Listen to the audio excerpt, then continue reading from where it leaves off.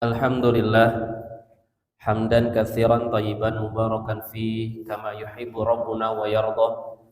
Asyhadu an la ilaha illallah wahdahu la syarikalah wa asyhadu anna Muhammadan abduhu wa rasuluh alladzi la nabiyya ba'da amma ba'du. Allahumma shalli ala Muhammad wa ala alihi wa ashabihi wa man tabi'ahu bi ihsanin ila yaumiddin. Alhamdulillah, puji dan syukur kita panjatkan kehadirat Allah Subhanahu wa taala di malam hari ini ya. Allah mengizinkan kita untuk bisa berkumpul di tempat yang terbaik, di tempat yang dimuliakan oleh Allah ya. Baitun min buyutillah, di antara rumah-rumah Allah. Dan di rumah Allah inilah, di masjid inilah Allah hadirkan nur, Allah hadirkan cahaya. Maka mudah-mudahan kebersamaan kita di malam hari ini, mudah-mudahan Allah hadirkan keberkahan dalam perjumpaan kita. Ibu bapak hadirin jamaah rahimakumullah, kita akan lanjutkan kaitan dengan pembahasan dari surat Ad-Duha ini. Di pertemuan yang sebelumnya ya, kita sudah membahas beberapa ayat yang ada di dalam surat Ad-Duha. A'udzu billahi minasyaitonir rajim.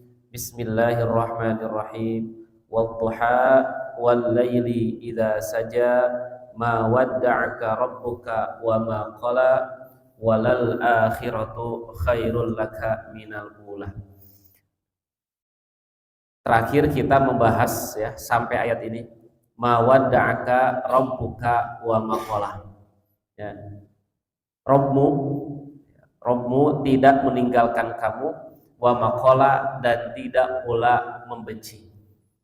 Nah, ini ayat ketiga dari surat Ad-Duha ini sebagai bentuk penegasan terkait dengan ada anggapan bahwa terhentinya wahyu ini menunjukkan bahwa Nabi SAW itu ditinggalkan oleh Allah, dibenci oleh Allah. Maka dengan tegas Allah menurunkan surat Ad-Duha ini. Di ayat yang ketiga ada pernyataan ma wadda'aka rabbuka wa ma qala. Ya. Gitu. Jadi Rabbmu tidak meninggalkan kamu dan tidak pula membenci. Gitu ya. Nah, kemudian kita akan lanjutkan ayat yang keempat. Walal akhiratu khairul laka minal ula. Kata para ulama tafsir, walal akhiratu maksudnya adalah waddarul akhirah. Ya, jadi maksudnya adalah negeri akhirat atau kehidupan akhirat itu khairul laka min hadhid dar. Jadi yang dimaksud dengan minal ula ya, ula itu apa artinya Pak? Yang pertama gitu ya. Jadi ula itu yang pertama. Jadi yang maksud dengan kehidupan yang pertama itu apa maksudnya? Kehidupan dunia ya. Jadi kehidupan yang pertama itu yang dimaksud adalah kehidupan dunia. Jadi walal akhiratu khairul laka minal ula. Jadi kehidupan akhirat itu lebih baik daripada kehidupan dunia. Bapak Ibu kalau disuruh memilih, milih akhirat, milih dunia? Milih akhirat, milih dunia? Halo, Pak? Ya, milih akhirat, milih dunia?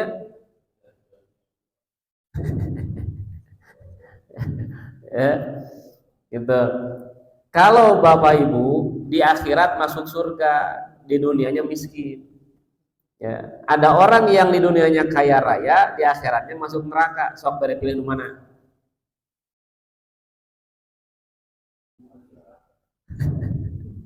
Nah, halo bangga. Ya, gitu. Nah, data yang pilihan kan gitunya. Ya, data pilihan. Ya, ya kalaulah gitu ya. Pilihannya hanya dua, maka lebih baik kita memilih untuk di akhirat masuk surga. Gitu. Tenanaung di dunia ke kaya mah. Ya, tenanaung harga di dunia.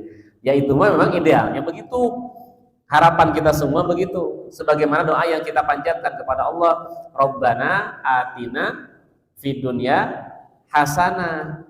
Apa yang dimaksud dengan hasanah di dunia? Ya Allah, berikanlah kepadaku di dunia hasanah, cing Pak. Ari hasanah di dunia naon?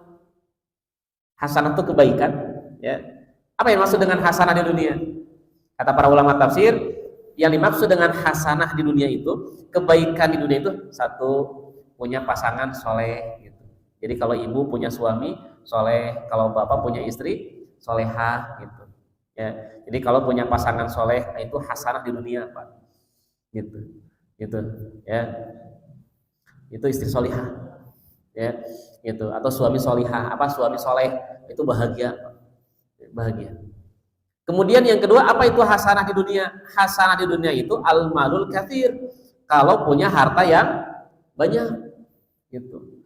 Yang ketiga apa? Ar-rizqul halal, rezeki halal. Yang keempat, al-afiyah, sehat.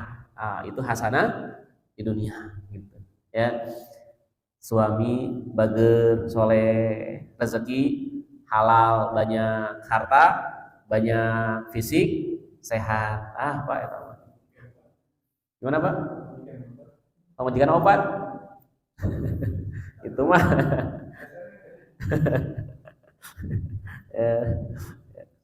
gitu. Itu mah hasanahnya berkali lipat, Pak ya. Ya, gitu. Nah, jadi hasanah di dunia itu punya pasangan yang soleh, hartanya banyak, rezekinya halal, fisiknya sehat.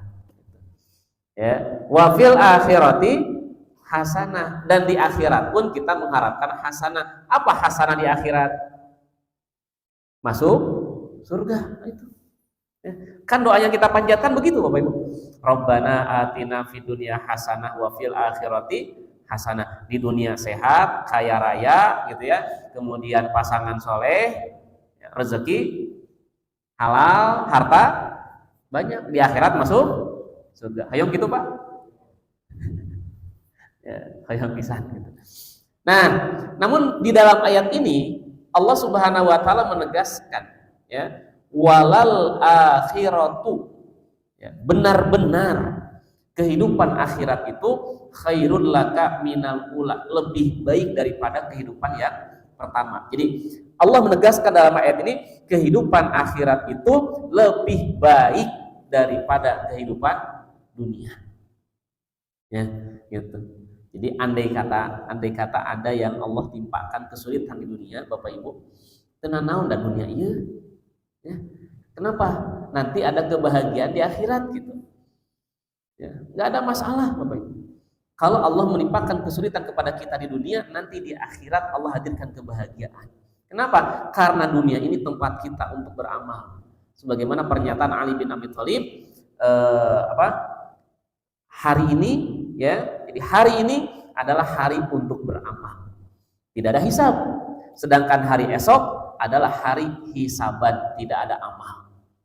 Ya, jadi yang maksud dengan hari esok itu adalah hari akhirat, gitu ya. Jadi kehidupan akhirat itu lebih baik daripada kehidupan dunia. Jadi bagi kita, Bapak Ibu, orientasi kita harus akhirat. Orientasinya bukan untuk dunia. Gitu ya, kita bekerjanya orientasinya untuk akhirat gitu ya. Ada nilai-nilai akhirat, nilai-nilai kebaikan yang akan kita bawa sampai ke akhirat. Baik, apa yang dimaksud dengan ayat ini? Kan kalau kita lihat dari mulai ayat pertama sampai ayat yang ketiga itu bicara tentang penguatan Allah ya. Jadi bagaimana Allah menguatkan Nabi SAW ketika Nabi mendapatkan perlakuan buruk dari masyarakat pada saat itu, ya, dengan anggapan bahwa Allah membencinya, ya, Allah meninggalkannya. Di ayat ini tiba-tiba di ayat yang keempat Allah bilang begini, walal akhiratu khairul laka minal ula. Kehidupan akhirat itu lebih baik bagimu dari kehidupan dunia. Coba ini, Bapak Ibu. Makanya di awal saya sampaikan bahwa surat Ad-Duha ini adalah surat penghibur. Kan Nabi sedang mendapatkan apa? Atau Nabi sedang mengalami apa? Nabi sedang mengalami tekanan, ya. Nabi sedang mengalami tekanan, Nabi sedang mengalami pembulian, ejekan dari orang-orang kafir. Di ayat yang keempat Allah menguatkan Rasulnya, walal akhiratu khairul laka minal ula. Jadi kalau bahasa kita mah, tenang Muhammad, tenang. Kenapa?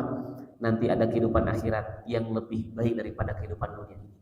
Sekarang engkau diejek oleh manusia, Sekarang engkau dibully oleh manusia, sekarang engkau dicela oleh manusia karena engkau menyampaikan kebaikan. Cing sabar. Begitu bahasanya. Nah, tenang we, da aya hari akhirat gitu. Ya. Kan kalau kita Bapak Ibu, kita ada kawan, ya, kita ada keluarga.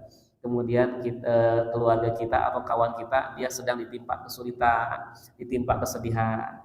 Coba biasanya kita bilang kepada orang tersebut dengan kata-kata memotivasi, ya, sing sabar, da dunia mah memang ujian, mudah-mudahan engkau di akhirat jadi penghapus dosa, meringankan beban engkau, kan gitu. Nah, ayat ini pun begitu. Ayat ini menegaskan bahwa agar Rasulnya tidak bersedih, ya, dengan apa yang menimpa kepada beliau. Oleh karena itu, ya, yang dimaksud dengan walal akhiratu khairul laka minal ula, ini menunjukkan bahwa janji kebaikan di masa depan atau kebesaran akhirat. Ayat ini mengandung janji Allah kepada Rasulullah SAW bahwa masa depan beliau akan lebih baik daripada masa sekarang atau masa lalu. Ini adalah bentuk penghiburan dari Allah kepada Nabi ketika beliau mengalami masa-masa sulit, terutama di awal dakwah. Ini tadi saya sampaikan. Jadi ayat ini atau surat ini sebagai bentuk penghibur gitu. Ya, tenanaon ayeuna diejek, tenanaon ayeuna dibully, enggak apa-apa sih, sabar. Jadi ini pelajaran bagi kita Bapak Ibu. Kalau Bapak Ibu menyampaikan kebaikan, itu tidak selalu ada orang yang senang dengan apa yang kita sampaikan. Ya, itu. Bisa jadi ada orang-orang yang tidak senang ketika kita menyampaikan sesuatu. Tapi sing sabar we. Mungkin hari ini dia tidak terima. Mungkin hari ini dia mengolok-olok kita. Mungkin hari ini dia mengejek kita. Tapi belum tentu di masa yang akan datang dia akan bersikap yang sama. Belum tentu Bapak Ibu. Ya, gitu. Jadi dalam menyampaikan kebaikan harus sabar. Karena tidak selalu ada orang yang memuji, ya, ketika kita menyampaikan kebaikan. Ibu ngajak tetanggana, cek kurang pengawasan ke masjid yuk, cek tetanggana teh. Meni soalim pisan gitu, ngajak-ngajak batur. Sampai ke masjid sorangan gitu. Kudu ngajak batur kan gitu. Ya. Nah, tapi kita sabar. Sabar dalam menghadapi itu semua. Itu ya. Bapak Ibu, hadirin jamaah rahimakumullah. Nah, kemudian di ayat yang keempat ini juga itu mengandung makna supaya Rasulullah SAW bersabar dalam menghadapi berbagai ujian. Ya, termasuk ujian apa, Pak? Ujian celaan, ya, ujian ejekan, ujian pembulian, sing sabar gitu. Ya. Kenapa? Karena kesulitan dunia hanyalah ujian sementara gitu. Ya. Jadi kalau kita menghadapi kesulitan di dunia saat kita menyampaikan kebaikan, sing sabar, ya, karena memang dunia mah tempat ujian, tapi ujian kesulitan yang kita hadapi di dunia ini tidak akan lama Bapak Ibu, sebentar. Gitu. Ya. Makanya kan kehidupan dunia ini, ya, sering disebut, ya, kehidupan dunia ini bagaikan roda. Kenapa? Karena dia berputar. Ya, karena dia berputar. Baik gitu ya. Kemudian yang ketiga, ya, ayat ini juga memberikan optimisme dan harapan, memberikan ketenangan bagi hati yang sedang mengalami kesedihan atau kekecewaan, bahwa setiap cobaan yang kita hadapi di dunia ini adalah bagian dari perjalanan menuju kebahagiaan yang abadi di akhirat. Gitu. Ya. Jadi walal akhiratu khairul laka minal ula. Coba Pak, ayat ini install dalam diri kita.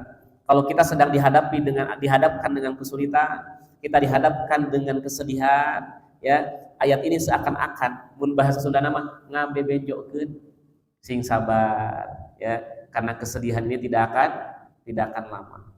Sing sabar, kesulitan ini tidak akan lama. Kan ini bagian daripada ujian kehidupan dunia. Ya. Dan ayat ini pun memberikan apa? Memberikan optimisme dan harapan. Ya, optimisme dan harapan. Gitu. Jadi seorang mukmin Bapak Ibu tidak boleh pesimis. Ya, seorang mukmin tidak boleh pesimis dalam menghadapi kehidupan dunia ini. Tapi seorang mukmin itu harus optimis. Pak, biasa hafal Quran 30 juz? Biasa mau Pak? Hafal Quran 30 juz ya sama? Tuh kan ragu. Ya, ragu. Ya, mungkin tidak Allah menjadikan kita sosok yang bisa hafal Quran 30 juz dengan kemampuan kita saat ini. Mungkin tidak, Pak. Apa yang susah bagi Allah? Mudah bagi Allah. Ngan urangna teu yakin eta masalahna gitu. Ya, kitanya tidak yakin. Bisa enggak sih saya hafal Quran 30 juz? Bisa kalau yakin. Ya. Bisa enggak sih hafal Quran 30 juz? Moal nah dan teu yakin gitu. Ya. Nah, itu Bapak Ibu. Jadi harus hadir dalam diri seorang mukmin itu sifat optimisme dan harapan sesuatu yang akan datang gitu. Ya. Jadi jangan bersedih ya, jangan kecewa. Mungkin hari ini kita mendapatkan kesedihan, hari ini kita mendapatkan kekecewaan, nggak apa-apa. Di masa yang akan datang mungkin akan berbalik, Bapak Ibu. Nabi Yusuf alaihissalam, ya, beliau dibuang oleh 10 saudaranya ke dalam sumur. Ya, jadi saudara-saudaranya yang nggak suka sama Nabi Yusuf, akhirnya Nabi Yusuf dikucilkan dengan cara dibuang ke dalam sumur supaya tidak hadir dalam keluarga mereka, kan gitu. Ya, tapi ternyata perjalanan yang harus dilalui oleh Nabi Yusuf, ya, dari mulai beliau dibuang ke dalam sumur itu akhirnya beliau menjadi menteri keuangan istana pada saat itu. Ya, tapi perjalanannya nggak panjang, Pak. Ya, perjalanannya panjang gitu. Kan selama ini ada di masyarakat kita itu kalau ada seorang ibu yang hamil, ya, kalau hamilnya anak laki-laki dibacakan naon, Bu? Surat Yusuf. Ya. Nah, dibacakan surat Yusuf. Ngarah ganteng siga Nabi Yusuf. Hari ganteng Bapak Ibu kumaha kolotna. Ya, tergantung orang tuanya. Nah, seringkali di masyarakat kita sok tak ngarah ganteng bacakan surat Yusuf. Ya, padahal sebetulnya kalau Bapak Ibu baca surat Yusuf, kisah perjalanan Nabi Yusuf itu bukan hanya bicara tentang ketampanan, tapi perjalanan Nabi Yusuf itu bicara tentang penderitaan. Cok, diawas kira kisahnya. Ya, Nabi Yusuf dari sejak usia kecil, usia 10 tahun beliau menderita. Apa penderitaan beliau? Gak disukai sama saudara-saudaranya. Bayangin itu. Ya, di usia 10 tahun gak disukai sama 10 saudaranya. Sampai akhirnya 10 saudaranya membuang Nabi Yusuf ke dalam sumur, menderita Nabi Yusuf ya di dalam sumur. Gitu. Akhirnya Allah selamatkan Nabi Yusuf melalui para musafir yang sedang menimba air, ternyata mereka menemukan Yusuf. Gitu. Oleh para musafir ini Nabi Yusuf kemudian diapain? Dijual, Bapak Ibu. Ya, Nabi Yusuf dijual jadi hamba sahaya, jadi budak. Dijual ke pasar perbudakan. Ya, ke pasar perbudakan. Akhirnya kemudian dibeli, yang beli ternyata pejabat istana. Kemudian Nabi Yusuf menjadi pelayan di istana, ya, tukang beberes gitu, ya. Beliau menderita hidupnya, penuh perjuangan. Setelah beliau menjadi pelayan, singkat cerita beliau mulai mengalami dewasa, tumbuh kedewasaannya, ya. Ketika beliau mulai tumbuh kedewasaannya, mulai tampak ketampanannya. Ya. Nah, ketika Nabi Yusuf jadi seorang pemuda, nah, mulailah Nabi Yusuf memiliki ketampanan melebihi dari ketampanan manusia yang lainnya. Akhirnya apa yang terjadi? Nabi Yusuf menderita. Apa penderitaan beliau? Digoda oleh perempuan. Ya. Bapak kalau digoda oleh perempuan menderita tuh? Menderita atau bahagia? Ya, menderita sampai Nabi Yusuf diajak oleh perempuan untuk melakukan zina. Dia di dalam Quran, ya, di dalam Quran Zulaikha ada keinginan kepada Yusuf, Yusuf pun ada keinginan. Tapi bagaimana kemudian Nabi Yusuf menghalangi supaya tidak berbuat zina? Itu luar biasa Bapak perjuangannya. Ya, karena Nabi Yusuf kemudian singkat cerita, karena Nabi Yusuf tidak mau melayani si perempuan untuk berzina itu, akhirnya kemudian si istri pejabat ini membuat skenario dengan cara menghukum Nabi Yusuf. Akhirnya Nabi Yusuf mengalami penderitaan lainnya. Apa itu? Beliau harus masuk penjara. Lihat Bapak Ibu. Ya, gitu. Tapi sampai akhirnya kemudian Nabi Yusuf mendapatkan posisi yang sangat penting, itu karena beliau bisa menafsirkan atau mentakwil mimpi raja, gitu. Ya. Akhirnya Di usia kurang lebih 35 tahun itu beliau menjadi Menteri Keuangan istana. Ya. Jadi berpisah dengan ayahnya berapa lama? Nabi Yusuf berpisah dengan ayahnya berapa lama? Beliau dibuang ke dalam sumur usia 10 tahun. Ya, jadi Menteri Keuangan istana, ya, kurang lebih usia 35 tahun. Berarti Nabi Yusuf tidak berjumpa dengan ayahnya berapa lama? 25 tahun. Coba bayangin Bapak Ibu. Seorang anak tidak berjumpa dengan ayahnya selama 25 tahun. Dan selama 25 tahun itulah Nabi Yakub selalu bersedih karena kehilangan Nabi Yusuf alaihissalam. Hampir tiap hari beliau menangis sampai air matanya habis. Itulah yang menyebabkan Nabi Yakub kemudian buta karena terlalu sering nangis gitu. Ya, sampai buta.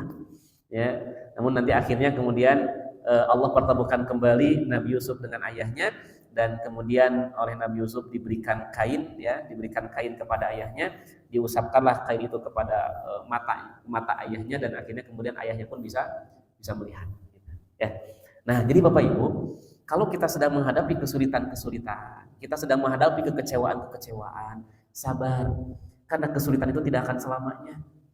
Ya, kita tetap harus optimis, tetap harus punya harapan. Kalau kita sedang mengalami kesulitan, kemudian kita tidak punya optimisme dan tidak punya harapan, apa yang terjadi? Bunuh diri, Pak. Ya. Lihat, orang-orang yang bunuh diri itu, kenapa mereka bunuh diri? Karena mereka sudah kehilangan optimisme gitu. Ya, mereka sudah kehilangan harapan. Sigana hirup teh susah wae. Moal meureun bahagia siga batul daripada hirup susah wae siga kieu mending keneh mau, kan begitu. Ya. Artinya apa? Dia sudah kehilangan harapan, sudah kehilangan optimisme. Makanya Bapak Ibu, kalau ada orang yang sedang ditimpa dengan kesulitan, ada orang ditimpa dengan sakit ataupun apapun itu, satu hal yang harus muncul dalam dirinya. Apa itu? Harapan. Kalau orang sudah tidak punya harapan, susah. Ya, itu yang harus kita tanamkan, harapan. Walaupun kita melihat ada misalkan tetangga sakitnya parah, tetap Pak, harus kita berikan harapan kepada beliau, berikan optimisme kepada beliau. Ya, itu sing sabar Pak, sing sabar Bu, insya Allah suatu saat mungkin Allah berikan kesembuhan kepada Bapak Ibu. Kita berikan harapan. Ya, jangan sampai ketika ada tetangga sakit, ya, kemudian kita bilang, tedamang naon Pak? Iya, abdi teh panyawat ieu. Oh, kamari ge rencangan abdi panyawat itu maut. Ya. Gitu. Orang kalau diberikan apa? Kalau disampaikan kata-kata seperti itu pasti akan hilang optimismenya, akan hilang harapannya. Gitu. Ya, ini Bapak Ibu. Jadi walal akhiratu khairul laka minal ula. Ya, dari kalimat itu, dari ayat itu tergambar tentang optimisme dan harapan. Gitu. Ya, gitu. Jadi kalau Bapak Ibu saat ini ada yang sedang mengalami kesulitan, ada yang sedang mengalami kesedihan, atau keluarga, atau saudara, atau kawan sedang mengalami itu, coba bacakan ayat ini, install ayat ini dalam diri kita. Walal akhiratu khairul laka minal ula. Ya Allah, kenapa hidup teh meuni riweuh kieu ya Allah? Kenapa hidup teh rudet kieu ya Allah? Kenapa harus menimpa? Nah, kalau dia install ayat ini, walal akhiratu khairul laka minal ula. Oh, mungkin ini memang ujian yang harus saya jalani. Oh, ini kesedihan yang harus saya alami, tapi insya Allah di balik kesedihan ada kebahagiaan, di balik tangisan ada tawa. Itu Bapak Ibu. Ya. Makanya Pak, Bapak kalau pakai sepeda, ya, kalau pakai sepeda nanjak Pak, ya, nanjak, sedih atau bahagia? Ini Bapak pakai sepeda ya, Pak, paling ngangge sepeda nanjak gitu ya, KBHD gitu ya, kadago tuh kaluhur tuh nanjak, gitu. Sedih atau bahagia?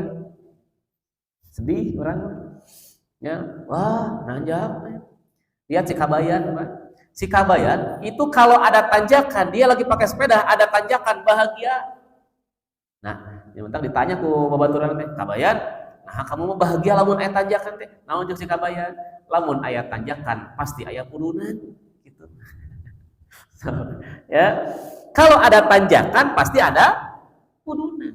Kalau ada kesedihan pasti ada kebahagiaan. Ya, kalau ada kesulitan pasti ada kemudahan, Bapak Ibu. Nah, cuman cara berpikir siga si kabayan teh, ya teh siga anu heureuy tapi bener Pak. Ya, so Bapak sekarang Bapak Ibu sedang mengalami kesulitan, sedang nanjak, mau dipikirkeun teh nanjak we gitu. Kira-kira bakal rudet moal hidupna. Rudet, iraha beres nanjak we kan gitu, ya. Tapi coba kalau berpikirnya, oh sekarang saya lagi nanjak nih, di ujung sana bakal ada udunan. Coba. Maka Bapak tidak akan sibuk dengan pikiran tanjakan gitu.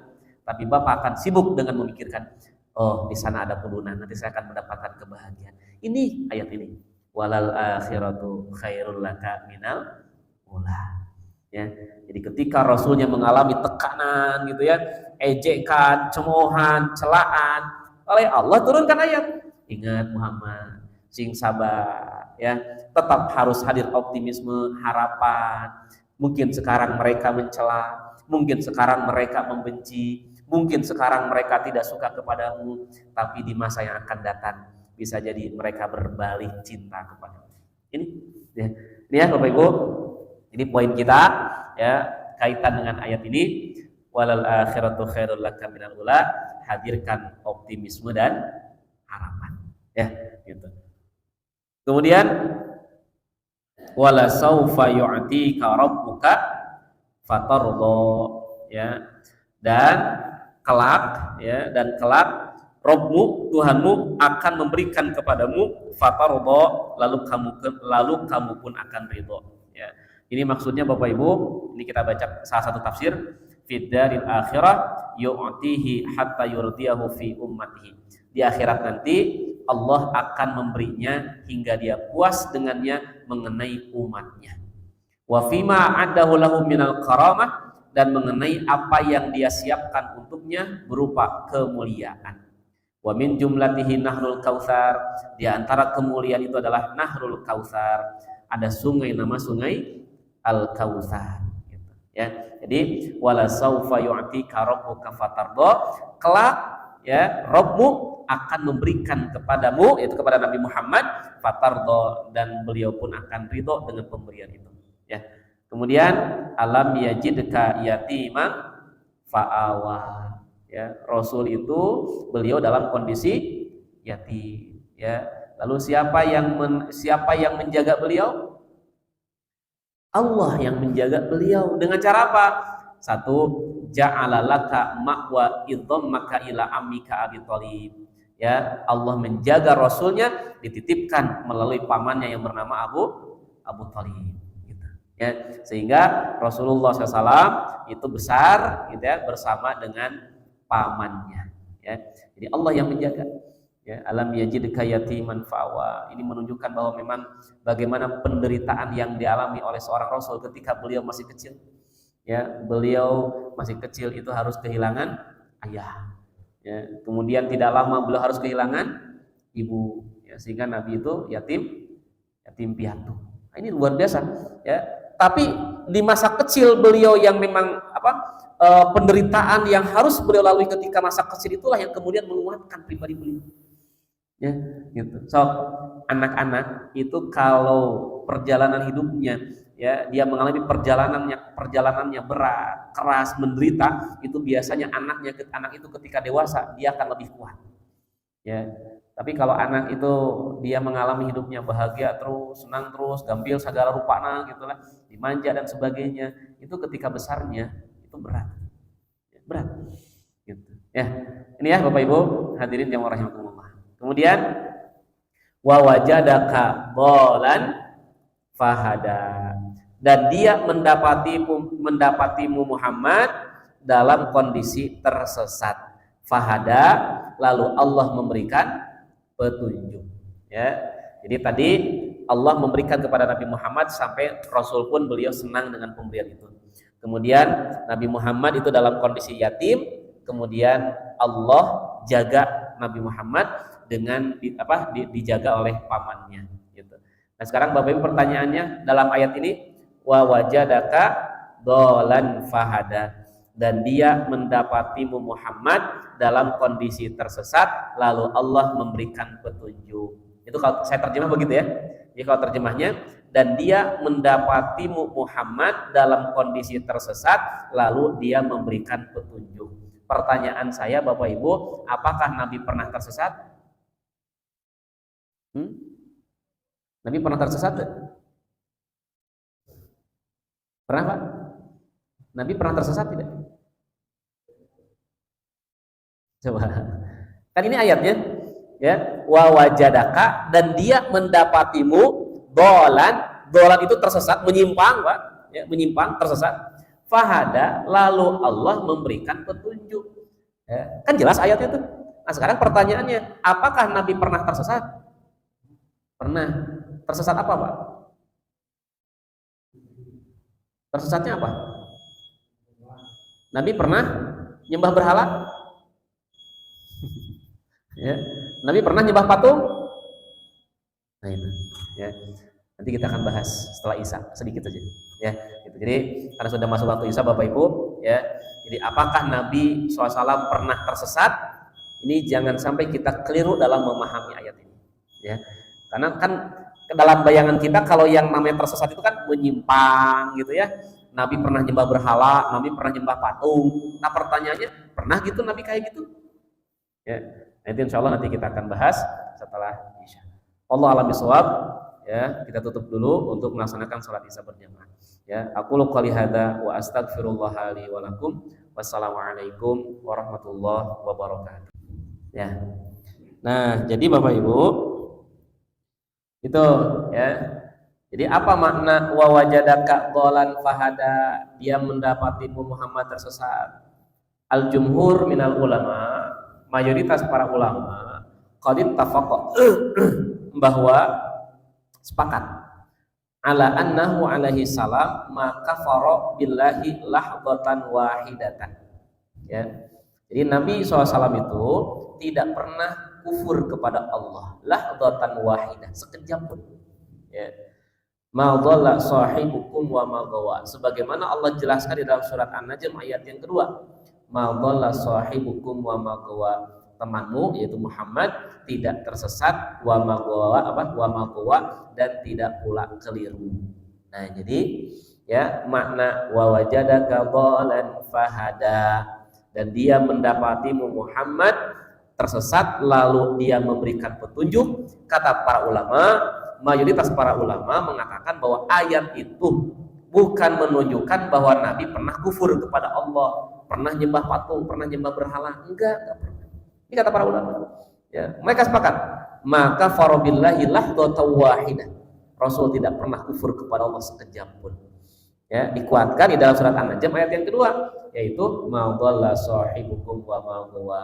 Ya, sahabatmu yaitu Rasulullah tidak pernah tersesat. Nah, sehingga para ulama kemudian mencoba memberikan pemahaman. Lantas apa makna tersesat di dalam ayat ini? Gitu.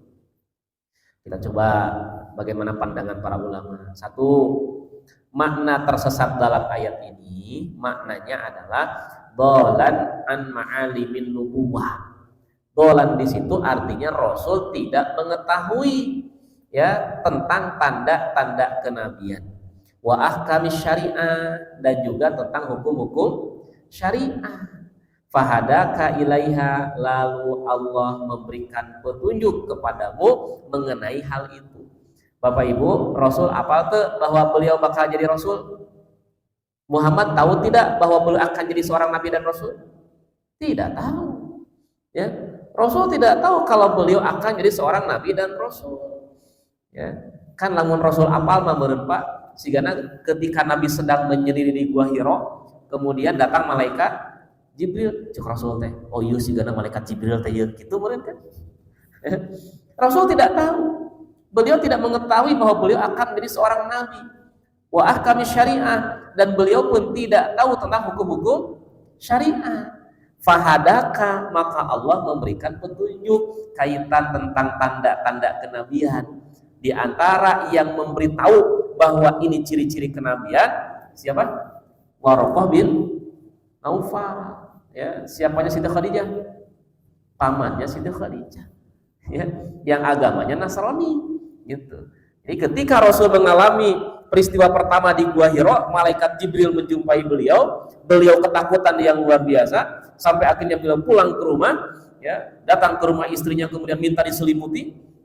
Siti Khadijah dengan tenang beliau menenangkan Rasulullah SAW. Tenang. Engkau ini orang yang tidak pernah berbuat engkau ini orang yang menyantuni anak yatim, engkau ini orang yang suka menolong, engkau ini orang yang ditenangkan oleh istrinya. Ya. Nah setelah itu kemudian diajaklah kepada Waraqah bin Naufal. Kemudian Waraqah mengatakan, dari kitab yang saya baca, apa yang terjadi ya pada suamimu itu diantara tanda-tanda kenabian. Nah Rasul baru kemudian di situ beliau menyadari gitu. Awalnya beliau tidak tahu. Nah ini ya, jadi makna yang pertama kaitan dengan wawajadaka dhalan fahada, maknanya adalah Rasul tidak mengetahui tentang tanda kenabian dan hukum-hukum syariat. Fahadaka ilaiha, lalu Allah memberikan hidayah. Sebagaimana di dalam surat Asy-Syura ayat 52. Wa kadzalika auhayna ilaika ruhan min amrina ma kunta tadri mal kitab walal iman walakin ja'alnahu nuran nahdi bihi man nasya'u min ibadina. Lihat Bapak Ibu. Demikianlah kami wahyukan kepadamu wahyu, yaitu Al-Qur'an dengan perintah kami. Sebelumnya kamu tidak mengetahui apakah itu Al-Qur'an. Kamu tidak mengetahui apa itu iman. Rasul nggak tahu. Itulah yang dimaksud Rasul tersesat. Maksudnya tidak mengetahui tentang kenabian. Makna yang kedua Bapak Ibu, wa wajadaka dhalan fahada, maknanya adalah annahu dhalla wa huwa sabiyyun shaghirun fi syi'abi Makkah. Rasul pernah mengalami tersesat pada saat beliau masih kecil di kalangan bangsa Arab. Faradahullahu ila jaddihi Abdul Muttalib. Lalu Allah mengembalikan Muhammad kepada kakeknya. Jadi ada yang menafsirkan makna wa wajadaka dhalan fahada itu Rasul ketika kecil pernah mengalami tersesat, ya. Jadi salah jalan gitu.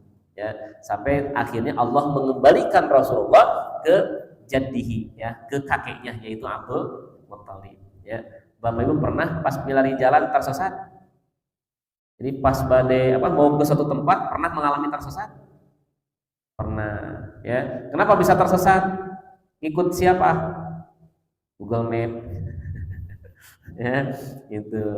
Ya, aya rencangan, aya undangan ka Garut, Pak. Ya. Nangge Google Map eta mah diajak ke sawah, Pak. Pakai motor diajak ke sawah gitu. Mapai sawah, mana undangan tempat hajatan di mana gitu. Ya, pas ka pendak ternyata di dieu. Jadi yang harusnya jalan teh di dieu teh langsung ka dieu, ieu mah dibawa ka dieu apa? Kukulilikan heula di sawah. Kadinya gitu. Ya, nah gitu. Jadi kade pami ngangge Google Map gitu. Ya, bahkan kan aya di berita Bapak Ibu. Jadi orang pakai mobil terus dia pakai Google Map, eta mah dicana ka leuweung gitu. Ya, sampai akhirnya si mobil teh masuk ya ke jalan bingung baliknya. Teu tiasa belok gitu. Ya, akhirnya keluarga dibantuan supaya mobilnya tiasa mundur kan gitu. Ya, nah itu. Jadi hati-hati kalau pakai Google Map gitu ya. Itu Bapak Ibu hadirin yang rahimahullah ya. Kemudian yang ketiga ini makna tersesat itu hampir sama seperti makna yang kedua. Kalau makna yang kedua ketika masih kecil gitu ya. Kalau makna yang ketiga Nabi pernah tersesat kaitan dengan beliau pernah melakukan perjalanan. Ya, jadi perjalanan dengan Maisarah. Ya, siapa Maisarah teh? Pelayannya Khadijah. Ya, jadi pelayannya Khadijah. Nah, berarti Nabi ini belum menikah gitu. Kemudian yang keempat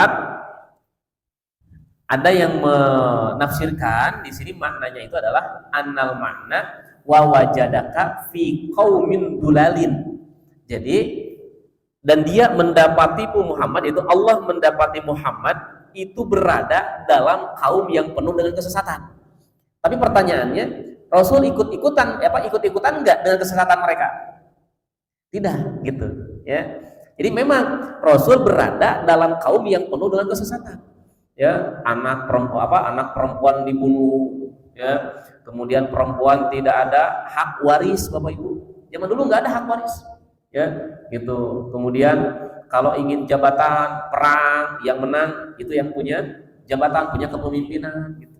Ya. Kemudian mereka menjadikan Lata, Uzza, jadi patung-patung itu sebagai sembahan-sembahan mereka. Nah, Rasul pernah berada di kaum yang seperti itu, gitu. Ya. Tapi Rasul sendiri tidak mengikuti kebiasaan mereka, tidak mengikuti keyakinan mereka. Kenapa? Fahadaka di tauhid wan nubuwah. Allah memberikan hidayah Rasulullah kepada tauhid dan kenabian. Makanya kita temukan dalam sirah Nabawiyah, Nabi SAW itu ketika melihat kondisi masyarakat seperti itu, apa kebiasaan Nabi? Pak, uzlah. Uzlah teh menyendiri, mengasingkan diri, tidak mengikuti kebiasaan masyarakat jahiliyah. Ya, gitu. Dan Rasul walaupun beliau belum diangkat jadi Nabi dan Rasul, itu sudah dijaga oleh Allah, Bapak Ibu. Itu pernah. Rasul kan masih muda gitu ya. Kemudian di masyarakat jahiliyah itu ada kebiasaan mereka ya mungkin seminggu sekali atau sebulan sekali itu aya pesta apa? Hiburan. Ya, lamun orang menawan hiburannya yang model joget-joget gitulah. Ya, dangdut gitu kan. Ya. Nah, jadi masyarakat jahiliyah ada kebiasaan itu, Pak. Ya, di satu tempat. Di satu tempat. Kalau sekarang kan kalau Bapak Ibu pengen ikut joget apa, pengen lihat yang joget gitu kan nggak usah datang ke satu tempat. Ya, tinggal buka tinggal lihat TV atau nonton di YouTube kan gitu. Kalau zaman dulu kan enggak. Jadi ada satu tempat khusus dipakai buat pesta-pesta, hiburan-hiburan, dihadirkan para penyanyi, bahkan si penyanyi ini ketika mereka bernyanyi itu bisa melepaskan busananya, Pak. Tidak pakai baju. Gitu. Nah, Rasul ya, Muhammad sebagai anak muda itu pernah penasaran. Cing kumaha yang apal gitu ya. Rame gitu. Nah, pernah tuh. Tapi apa yang terjadi ketika lagi di jalan, di tengah perjalanan beliau kelelahan, istirahat. Pas istirahat ternyata ketiduran, ya, gitu. Akhirnya nggak jadi perjalanan ke sana, ya, balik lagi. Di waktu yang akan datang ada lagi kan acara itu. Nah, Rasul Nabi Muhammad juga ikut, berniat. Penasaran, yang meninggal, yang nonton, gitu. Jalan, di tengah perjalanan Pak ditidurkan lagi oleh Allah. Akhirnya tidak jadi Nabi menyaksikan pertunjukan seperti itu, dijaga oleh Allah. Ya, gitu. Ini Bapak Ibu hadirin yang Allah. Jadi Nabi pernah berada dalam kaum yang penuh kesesatan, tapi Nabi tidak mengikuti kesesatan mereka. Ya, itu makna dari wa wajadaka dhalan fahada. Ya, terakhir Bapak Ibu, yang dimaksud dengan wa wajadaka dolan di situ, dolan maknanya adalah nisyan. Ya, jadi nisyan itu lupa. Ya, jadi dia mendapati Muhammad dalam kondisi lupa, fahadaka ila dzikri, lalu Allah memberikan petunjuk sampai kamu ingat kembali. Nah itu. Ya. Itu beberapa makna terkait dengan wa wajadaka dolan fahada. Kesimpulannya Bapak Ibu, ayat ini menegaskan bahwa Rasul ya tidak pernah tersesat dalam pengertian kesesatan akidah, kesesatan keyakinan, bukan. Tapi dolan di situ maknanya lebih kepada jahil, artinya tidak tahu gitu. Ya, lebih kepada ketidaktahuan. Ya, sebagaimana tadi Nabi tidak tahu bahwa beliau akan jadi seorang nabi. Nabi tidak tahu tentang syariat, maka Allah berikan petunjuk kepada beliau tentang syariat. Ya, jadi jangan sampai ada anggapan bahwa Nabi pernah tersesat. Oh, Nabi pernah nyembah Lata, Nabi pernah nyembah Uzza, Nabi pernah nyembah patung. Enggak pernah itu. Enggak pernah itu. Ya, walaupun Nabi berada di kaum yang seperti itu. Ya, itu makna terkait dengan surat Ad-Duha ayat yang ke-5 kalau tidak salah. Ya. Itu saya kira Bapak Ibu ya yang bisa kita bahas pada kesempatan malam hari ini terkait dengan beberapa ayat di dalam surat Ad-Duha, yaitu tadi kita membahas alam yajidka yatiman fa'awa wa wajadaka dhalan fahada. Ya, mudah-mudahan jadi ilmu ya, jadi pengetahuan bagi kita, dan jangan sampai ada tuduhan bahwa Nabi pernah nyembah patung, Nabi pernah nyembah berhala. Ya, dulu sempat ramai kan Pak ya.